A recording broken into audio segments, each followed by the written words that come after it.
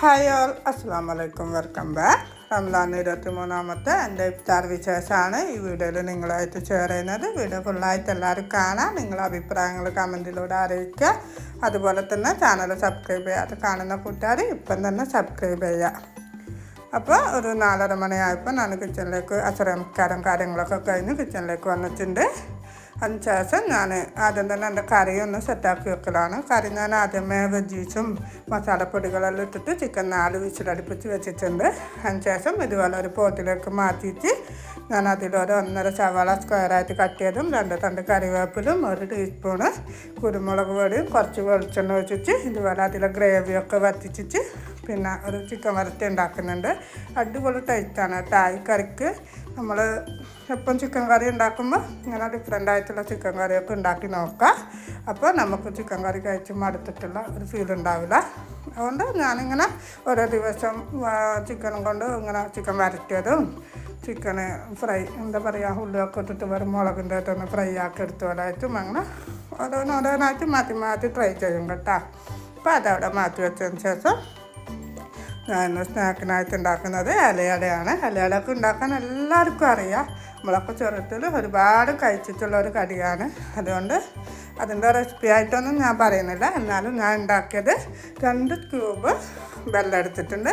അത് ഒരു പാത്രത്തിൽ വെച്ചിട്ട് പിന്നെ ഒന്ന് ചൂടാക്കി അലിച്ചെടുത്തിട്ട് ഇതുപോലെ ഒരു പാനിലേക്ക് അരിച്ചു വയ്ക്കുക. എന്താണെന്ന് വിചാരിച്ചാൽ ആ വെള്ളത്തിൽ ഒരുപാട് കച്ചറകളുണ്ടാവും, പൊടികളും കല്ലുമെല്ലാം ഉണ്ടാവും. അതൊക്കെ അരിച്ചിട്ട് ഇതുപോലെ ഇതിൻ്റെ തൊഴിച്ചു കൊടുക്കുക.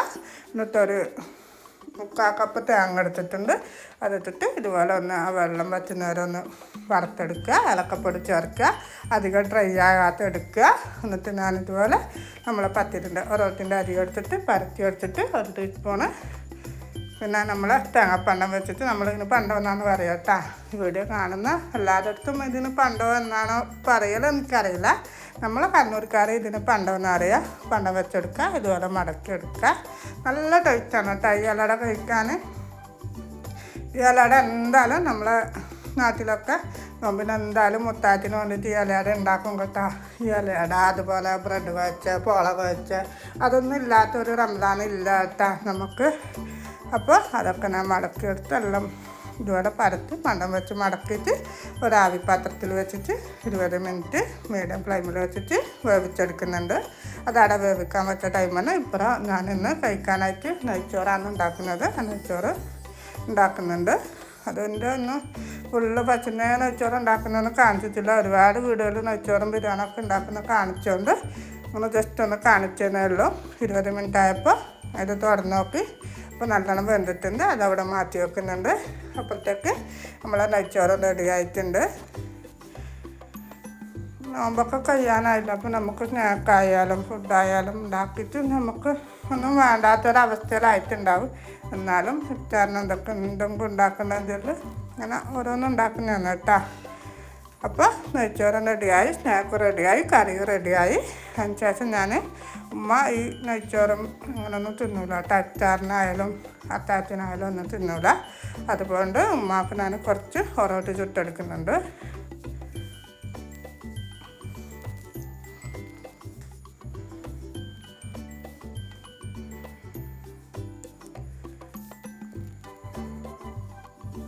അങ്ങനെ ഒറോട്ടി ചുട്ട് കഴിഞ്ഞതിന് ശേഷം ഞാൻ ബത്തയാണ് ജ്യൂസ് എടുക്കുന്നത്. ബത്തൊക്കെ ജ്യൂസ് എടുക്കാൻ വേണ്ടിയിട്ട് ഇതുപോലെ ജാറിലെല്ലാം മുറിച്ചിട്ട് കുറച്ച് പഞ്ചസാര ഇട്ട് അടിച്ചെടുക്കുന്നുണ്ട്.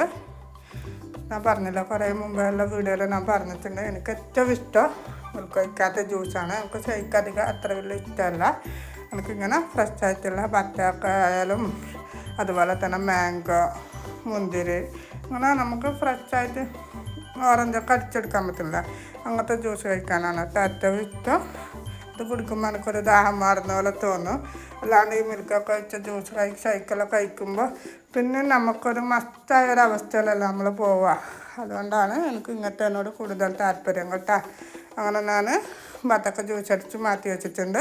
അതുപോലെ തന്നെ ഞാൻ ലൈം ഉണ്ടാക്കുന്നുണ്ട് കേട്ടോ. ലൈമിൽ കുറച്ച് പുതിനയിൽ ഇട്ട് കൊടുത്തിട്ടുണ്ട്. അതാണ് ഇങ്ങനത്തെ പച്ചക്കളർ. നല്ല ടേസ്റ്റാണ് കേട്ടോ. നമുക്ക് ലൈം കുടിച്ചിട്ടാകുമ്പോൾ ഒരു മധുരം കുടിച്ചൊരു ഫീൽ ഉണ്ടാവില്ല. ഈ പുതിനയിൽ ഇട്ടാൽ അതുണ്ടാവില്ല കേട്ടോ. നല്ലൊരു എനർജി ആയിട്ടുണ്ടാവും. അതിന് വേണ്ടിയിട്ടാണ് ഞാൻ പുതിനയിൽ ഇട്ടിട്ട് ലൈം അടിച്ചെടുക്കുന്നത്. അത് കഴിഞ്ഞിട്ട് പിന്നെ ഫ്രൂട്ട്സും കട്ടാക്കി എടുത്തിട്ടുണ്ട്. ഒരു ആപ്പിൾ എടുത്തിട്ടുള്ളൂ കേട്ടോ, ചെറിയൊരു ആപ്പിളും കുറച്ച് ഗ്രേപ്സും അതുപോലെ തന്നെ ഒരു ചെറിയ പീസ് ബത്തക്കും കട്ടാക്കി എടുത്തിട്ടുണ്ട്. എന്താണെന്ന് വെച്ചാൽ ഫ്രൂട്ട്സുകൾ ഇങ്ങനെ കട്ടാക്കി ഇടുന്നേ ഉള്ളൂ, ആരും കഴിക്കുന്നൊന്നുമില്ല. ഈ നോമ്പ് മുറിക്കുന്ന ടൈം എന്തെങ്കിലും ഒരു ബത്തക്കകത്ത് എടുത്തിട്ടുണ്ടെങ്കിലായി.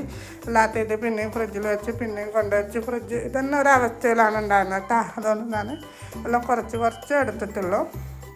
എല്ലാ വീട്ടിലും അങ്ങനെ തന്നെയാണെന്ന് വിചാരിക്കുന്നത് കേട്ടോ. നമുക്ക് നോമ്പ് സ്റ്റാർട്ടിങ്ങിലുള്ള ആവേശമൊന്നും ഇപ്പം ഇല്ല, ഒന്നും കഴിക്കുന്നില്ല ആരും. അതുകൊണ്ട് ഞാനെല്ലാം കുറച്ച് എടുത്തിട്ടുള്ളൂ.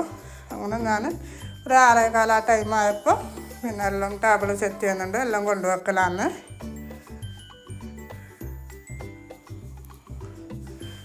ഞാൻ ടേബിളൊക്കെ സെറ്റ് ചെയ്ത് അതിന് ശേഷം പോയിട്ട് വെള്ളം എടുത്തിട്ട് ബാങ്കിനായിട്ട് വെയിറ്റ് ചെയ്യലാണ് കേട്ടോ. നമ്മളെ റമദാനിലെ അവസാനത്തെ 10ലേക്ക് നമ്മൾ കടന്ന്.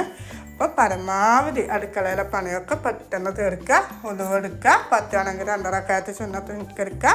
നമ്മളെ ആവശ്യങ്ങൾ പടച്ചവനോട് എന്താ പറയുക പടച്ചവനോട് കരഞ്ഞ് പ്രാർത്ഥിക്കുക. എന്താണ് നമുക്ക് ആവശ്യങ്ങൾ നമ്മൾ ഒരിക്കലും തീരില്ലല്ലോ. ആഗ്രഹങ്ങളും ആവശ്യങ്ങളൊക്കെ പടച്ചവനോട് പറയുക. ബാങ്കിൻ്റെ തൊട്ട് മുമ്പ് പറയുന്ന എല്ലാ കാര്യത്തിനും പഠിച്ചാൽ നമുക്ക് പെട്ടെന്ന് പ്രാർത്ഥനയ്ക്ക് ഉത്തരം തരും കേട്ടോ. അപ്പോൾ അതൊക്കെ കഴിഞ്ഞ് ബാങ്ക് വിളിച്ചതിന് ശേഷം നമ്മളെന്താക്കി നോമ്പ് മുറിച്ച് പതിപോലെ തന്നെ ജ്യൂസും വെള്ളം ഈത്തപ്പായം കൊണ്ട് നോമ്പ് മുറിച്ച് നമസ്കാരമൊക്കെ കഴിഞ്ഞ് ഫുഡ് കഴിക്കലാണ് കേട്ടോ. എന്നെപ്പോലെ ഇങ്ങനെ പിന്നെ എന്താ പറയുക സ്നാക്കൊന്നും കഴിക്കാണ്ട് ജ്യൂസും വെള്ളമൊക്കെ കുടിച്ചിട്ട് നോമ്പ് മുറിച്ചതിന് ശേഷം ഇതുപോലെ ഫുഡ് കഴിക്കുന്ന ആരെങ്കിലും വീഡിയോ കാണുന്നുണ്ടെങ്കിൽ ഒന്ന് കമൻറ്റ് ചെയ്യണം കേട്ടോ. സ്നാക്കെല്ലാം കഴിച്ചു കഴിഞ്ഞാൽ പിന്നെ നമ്മൾ ഉണ്ടാക്കുന്ന മെയിൻ ഫുഡ് കഴിക്കാൻ പറ്റില്ല കേട്ടോ, എണ്ണക്കടിയല്ലേ. അതുകൊണ്ടാണ് നമ്മൾ വർഷങ്ങളായിട്ടുള്ള ഒരു ശീലം ഇങ്ങനെയാണ് കേട്ടോ. എൻ്റെ ഹസ്ബൻഡ് ഒരിക്കലും എണ്ണക്കടി കഴിക്കാൻ വിടില്ല. ഇതുപോലെ ഫുഡ് മാത്രം നോമ്പ് മുറിച്ചാൽ നിസ്കാരം കഴിഞ്ഞ ഫുഡ് കഴിക്കാനേ വിടും, എണ്ണക്കടിയൊന്നും കഴിക്കാനേ വിടില്ല. പിന്നെ ഉണ്ടാക്കിയത് നമ്മൾ കഴിക്കുന്നത് ഇതുപോലെ തറാവി കഴിഞ്ഞിട്ടാണ് നമ്മൾ ഇതുപോലെ സ്നാക്കും ബാക്കി വരുന്ന ഫ്രൂട്ട്സ് എല്ലാം കൂടിയിട്ട് കഴിക്കുക. അപ്പോൾ ഇന്നത്തെ വീഡിയോ ഞാനിവിടെ വൈൻഡപ്പ് ചെയ്യാണ്. വീഡിയോ എല്ലാവർക്കും ഇഷ്ടമായി എന്ന് വിചാരിക്കുന്നു. Take care, bye bye.